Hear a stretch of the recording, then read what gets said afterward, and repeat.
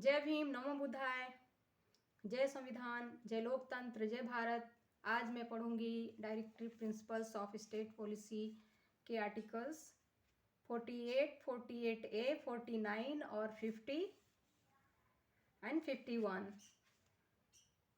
48 क्या कहता है? कहता है कि organisation of agriculture and animal husbandry, the state shall endeavour to organise agriculture and animal husbandry on modern and scientific lines and shall in particular take steps for preserving in improving the breeds and prohibiting the slaughter or cows and calves and other milch and draught cattle. 48A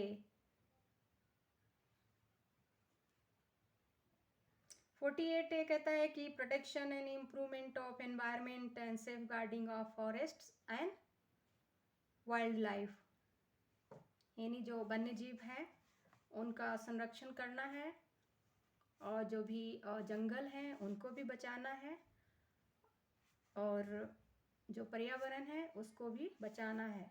यदि जो forest और wild life बचेगा तभी तो हमारा पर्यावरण बचेगा। तो इनका सबका प्रोटेक्शन करना है और इनमें सुधार करना है। Environment safeguarding of forest and wildlife. The state shall endeavor to protect the improve the environment and to safeguard the forests and wildlife of the country. 49 protection of the monuments and places and objects of national importance. It shall be the obligation of the state to protect every monument or place or object of artistic or historic interest declared by or under law made by Parliament to be of national importance from the spoliation, disfigurement and destruction, removal, disposal or export as the case may be. Article 50, separation of judiciary from executive. The state shall take steps to separate the judiciary from the executive in the public services of the state. 51. Promotion of international peace and security. The state shall endeavor to a. Promote international peace and security. B. Maintain just and honorable relations between nations. C. Foster respect for international law and treaty obligations in dealings of organized peoples and with another. And D. Encourage settlement of international disputes by arbitration. तो 48 यानी अनुच्छेद 48 कहता है कृषि और पशुपालन का संगठन। राज्य कृषि और पशुपालन को आधुनिक और वैज्ञानिक प्रणालियों से संगठित करने का प्रयास करेगा। उनके गायों, बछड़ों, अन्य दुधारू वाहक पशुओं की नस्लों के परिरक्षण और सुधार के लिए उनके वध का प्रतिषेध करने के लिए कदम उठाएगा। आर्टिकल अनुच्छेद 48 का में कहा गया है कि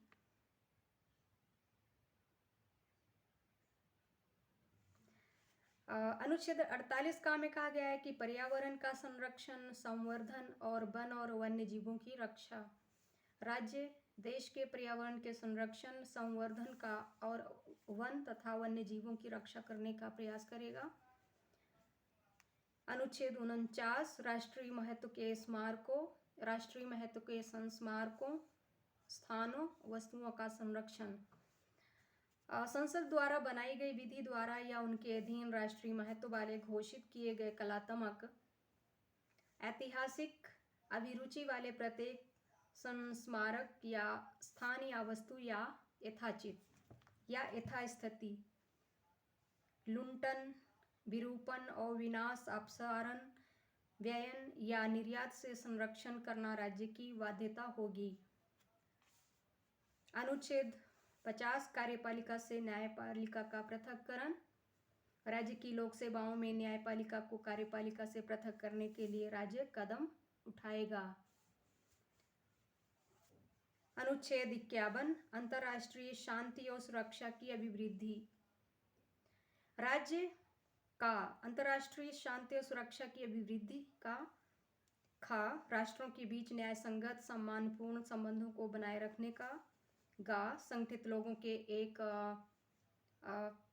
एक दूसरे से व्यवहारों में अंतर्राष्ट्रीय विधि और संधि बाध्यताओं के प्रति आदर बढ़ाने का।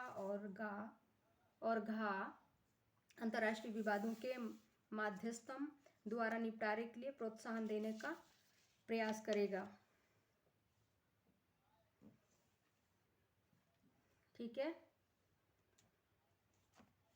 तो अब मैं पढ़ती हूँ इसके संशोधन, इनमें क्या हुआ। नंबर